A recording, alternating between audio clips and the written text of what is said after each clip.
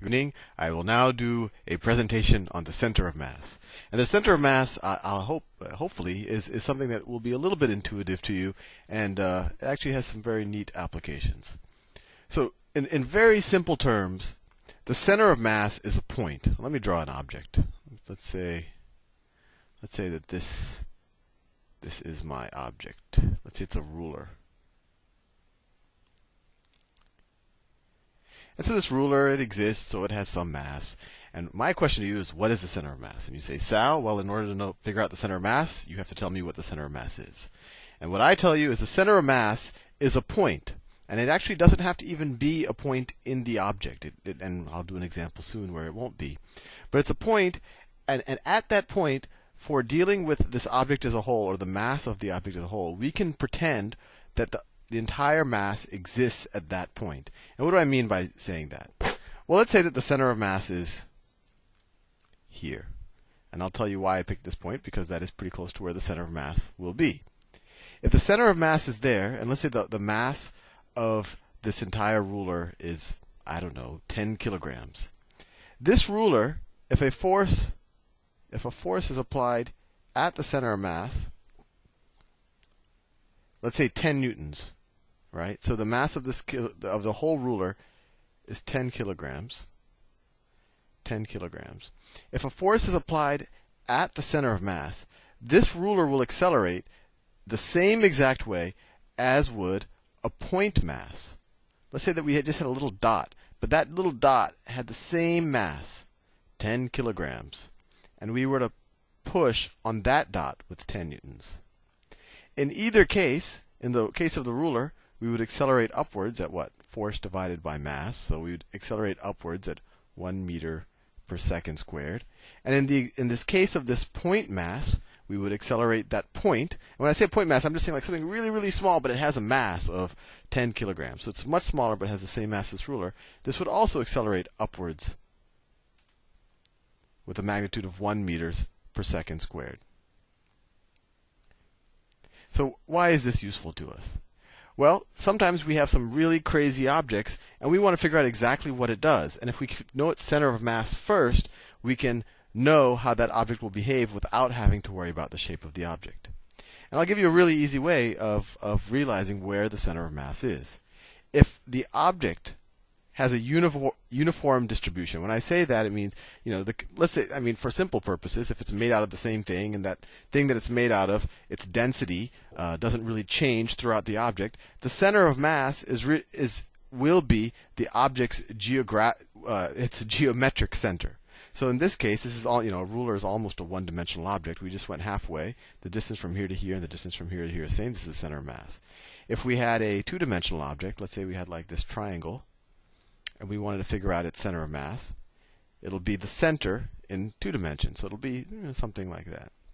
Now, if I had another situation, let's say I had let's say that I have this square. I don't know if that's thick enough for you to see. Let me draw a little thicker. Let's say I have the square, but let's say that half of this square is made from let me see. Half of the square, let's say this half of the square, is made from lead. Let's say this half is made from lead. And let's say the other half of the square, I don't know, it's made from something lighter than lead. It's made of styrofoam. That is lighter than lead. So in this situation, the center of mass isn't going to be the geographic center. I don't know how much denser lead is than styrofoam, but the center of mass is going to be someplace closer to the right, because this object does not have a uniform density. And it'll actually depend on how much denser the lead is than the styrofoam, which I don't know. But hopefully that gives you a little intuition of what the center of mass is. And now I'll tell you something a little more interesting. Every problem we have done so far, we actually made the simplifying assumption that the force acts on the center of mass. So if I have an object, let's say the object that looks like a horse. Let's say that object.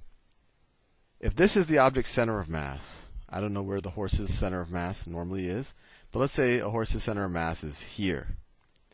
If I apply a force directly on that center of mass, if I apply a force directly at that center of mass, then the object will move in the direction of that force with the appropriate acceleration. I mean, we could divide the force by the mass of the entire horse, and we would figure out the acceleration in that direction. But now I will throw in a twist. And actually, every problem we did, all of these Newton's laws problems, we assumed that the force acted at the center of mass. But something more interesting happens if the force acts away from the center of mass. So let me see. Actually, let me take that ruler example. I don't know why I even drew the horse. If I have this ruler again, and this is the center of mass, as we said, any force that we act on the center of mass, the whole object will move in the direction of the force. It'll be shifted by the force, essentially. But now this is what's interesting. If that's the center of mass, and if I were to apply a force someplace else away from the center of mass, let's say I apply a force here, I want you to think about for a second what will probably happen to the object. Well, it turns out that the object will rotate. And so, think about we're on the space shuttle or we're in deep space or something, and if I have a ruler, and if I just push at one end of the ruler, what's going to happen? Am I just going to push the whole ruler, or is the whole ruler going to rotate? And hopefully your intuition is correct. The whole ruler will rotate around the center of mass. And in general, if you were to throw a monkey wrench at someone, and I don't recommend that you do, but if you did, and while the monkey wrench is spinning in the air, it's spinning around its center of mass. Same for a knife. That if you're a knife catcher, that's something you should think about. That the object, when it's in a when it's free, when it's not fixed to any point, it rotates around its center of mass, and that's very interesting. So you can actually throw random objects, and that point at which it rotates around, that's the object's center of mass. That's an experiment that you should do in an open field around no one else. Now, with all of this, and I'll actually in the next video tell you what this is when you have a force that causes a rotational motion as opposed to a shifting motion. That's torque, but we'll do that in the next video. But now I'll show you just a cool example of how the center of mass is relevant in everyday applications like high jumping. So in general, let's say that this is a bar. This is a side view of a bar, right? And this is the thing holding the bar. And a guy wants to jump over the bar. His center of mass is, most people's center of mass is around their gut. I think evolutionarily that's why our gut is there, because it's close to our center of mass. So there's two ways to jump. You could just jump straight over the bar, kind of like a hurdle jump, in which case your center of mass would have to, cross over the bar, and we could figure out this mass, and we could figure out how much energy and how much force is required to propel a mass that high, because we know projectile motion and we know all of Newton's laws. But what you see a lot in the Olympics is people doing a very strange type of jump, where when they're going over the bar, they look something like this. Their backs are arched over the bar. That's not a good picture. But what happens when someone arches their back over the bar like this? Hope you get the point. This is the bar right here. Well, it's interesting. If you took the average of this person's density and figured out its geometric center and all of that, the center of mass in this situation, if someone jumps like that, actually travels below the bar. Because the person arches their back so much, if you took the average of the total mass of where the person is, their center of mass actually goes below the bar. And because of that, you can clear a bar without having your center of mass go as high as the bar. And so you need less force to do it. Or another way to say it, with the same force, you could clear a higher bar.